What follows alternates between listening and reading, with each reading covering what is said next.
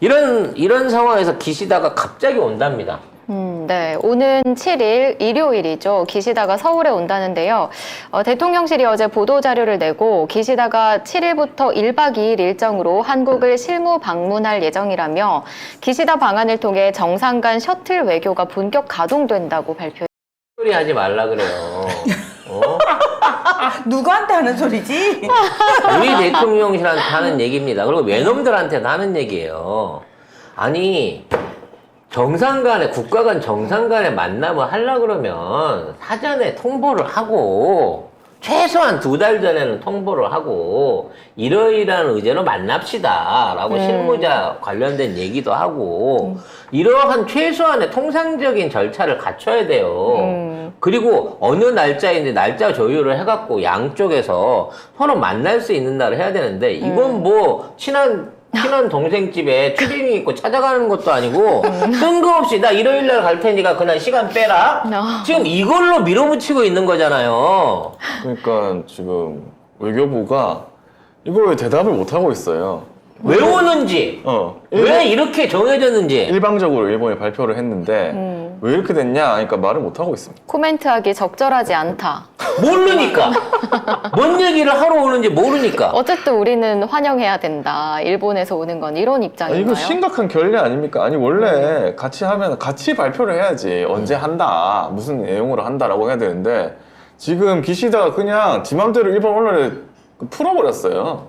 우리한테 사전 조율이 전혀 없는 상태에서 우리 몰랐어? 내가 갈게 그거야. 이거는 일단 국제 외교상의 그 예의도 아닐 뿐더러 이건 무슨 식민지 찾아가는 여왕도 아니고 식민지 찾아가 여왕도 같이 얘기하지 않을까? 스케줄 맞춰가지고. 아니 요새는 시엄마가 아들 집에 가도 며느리한테 가도 되니라고 물어보고 가야 되는 세상이야. 이건 거의 비밀번호 알려주고 갑자기 삑삑삑삑 하는 거잖아. 그렇지. 나는 알려준 적도 없는데 삑삑삑하고 문을 딱 열더니 쑥 들어오는 거랑 뭐가 다르냐고. 근데 왜 오는지를 모른다는 거야. 내가 가르쳐줄게 왜 오는지. 왜 와요? 지금 중국이 한중일 회담하는데 한국 빼놓고 진행하고 있잖아요. 네. 그와 관련해서 이제 중국도 우리한테 외교적으로 뭐 이렇게 협상하고 이런 게 아니라 일본한테 야 니들이 전해.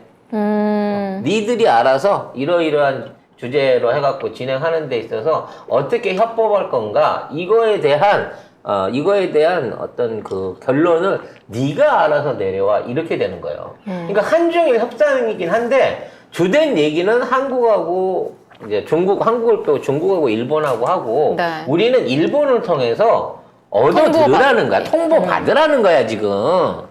그럼 얘네들이 하려고 하는 게 뭐냐? 한중일 간의 그 디지털 관련한 시장 개방. 그러니까 일종의 그 동아시아를 포함한 포괄 무역 협상을 한꺼번에 통과를 시키려고 그래요. 즉, 달러권 안에서, 그러니까 그 미주 중심으로 돼 있는 현재의 수출입 무역 체계를 자국 화폐로 쓰자. 내지는 공통 화폐를 통해 갖고 진행을 하자라고 하는 이건 무역 협상보다 훨씬 센 거죠. 각자 돈을 가지고 각자 자기 나라 돈으로 무역을 하고 거기에 대한 것들을 전자결제를 하자. 세금이라든지 통관관계 없애고 지금 이걸 진행을 하고 있어요. 우리 중국을 중심으로 해갖고 그래서 일본이 무리하게 지금 디지털 화폐랑 신용카드를 무리하게 쓰고 있는 이유도 거기에 있는 거고요. 특히 우리나라하고 중국하고는 올 9월 달에 만나가지고 이 전자상거래 이게 중국하고 러시아하고 했던 전자상거래 관련된 완전 통합 같은 공동시장에 대한 조약을 맺기 위한 준비를 하고 있다고. 그와 관련된 내용은 이제 오후에 멤버십 방송에서 진행했던 거세 경제를 통해서 설명을 드릴 건데 지금 내부적으로는 그런 중대한 경제적인 얘기들이 계속 유지가 되고 있어요. 그리고 중국하고 일본은 그 부분에 대해서 어느 정도 합의점을 찾아가고 있는데 지금 그 안에서 중간 역할을 해줘야 되는 한국이 계속 이렇게 비토를 놓고 있는 거야. 이거는 미국이 시켜서 하는 짓이기도 하지만 이거는 우리 자체의 어떤 경제적 실익이라든지 얻을 수 있는 지금 이 상황을 전환할 수 있는 경제 위기를 전환할 수 있는 프레임을 같이 제공을 하겠다는 거를 내가 걷어차버리는 거랑 똑같은 짓거리거든요. 특히나 중국 관련해가지고 지금 중국은 대만을 직접 침공하지 않는 선에서 정치적인 방향으로 통합을 하기 위해서, 즉 레짐 체인지라고 그러죠. 지금에 있는 차이잉원 총통을 밀어내고 중국 안에서 자체적으로 통합 논의가 나올 수 있도록 정치적인 교체를 하기 위한 작업들을 진행하고 있어요. 다음번 총선을 통해 갖고 만약 그게 안 되면 2025년에 쳐들어갈 거다라고 지금 외교 전문가들이 이와 같은 이제 예상을 하고 있는 상황이거든요.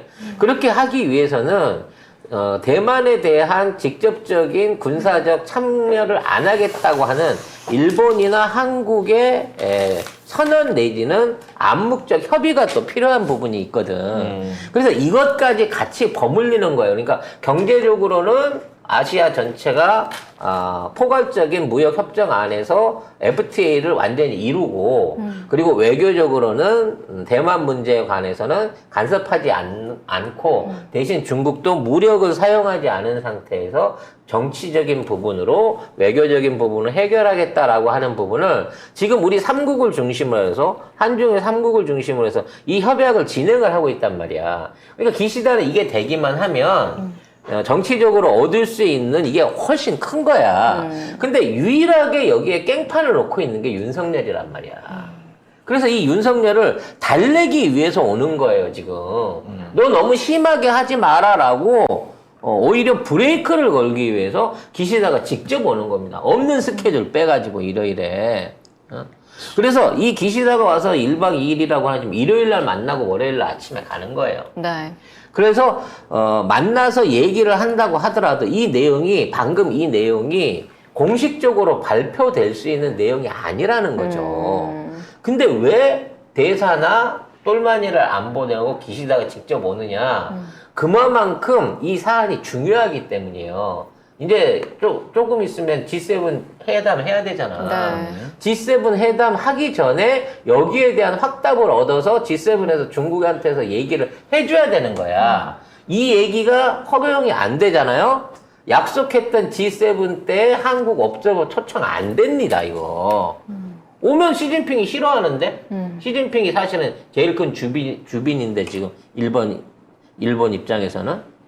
그래서, 전화로 말이 안 통하니까, 오해할 수 있으니까, 기시다가 직접 와갖고, 윤석열한테 일종의 이따위 담판을 할 거고요. 그 자리에, 옆자리에, 꼴배기 싫은 혹처럼 김태호가 붙어갖고, 기시다 수상께서 와서 이렇게 직접 얘기를 해주셨으니까 윤 대통령님이 이거 해야 됩니다라고 할 거고 다음 주 월요일부터는 완전히 대중 외교에 대한 이 발언이라든지 기조가 확 바뀌게 된다라는 걸 예언할 수 있다는 거죠. 대한민국이 없어졌습니다. 외교가 그러게. 없어졌고 정치가 사라졌습니다. 지금 정부는 대한민국은 무정부 상태 하에서 그냥 일제치하야 지금. 의미 없이 하루하루 흘러가고 있는 것 같아요. 네.